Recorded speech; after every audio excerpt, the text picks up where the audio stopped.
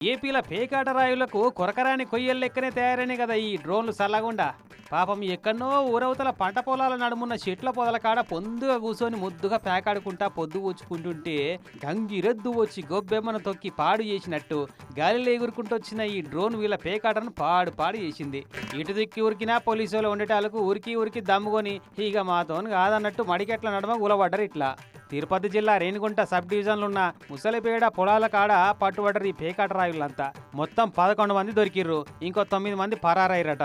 నగదు పైసలు, సెల్ ఫోన్లు, 4 బండ్లు ఆయన్ని పట్టుకపోయి కేసు నమోదు చేసిరట.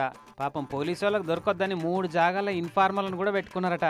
కానీ ఆంధ్ర పోలీసు వాళ్ళు ఎన్నడో అప్డేట్ అయ్యిర్రు. డ్రోన్ టెక్నాలజీ వాడి పేకాట రాయిళ్ళు మత్తు బానిసల ఆటలు కట్టిస్తున్నారన్న సంగతి ఇంకా తెలియనట్టుంది అన్నలకు.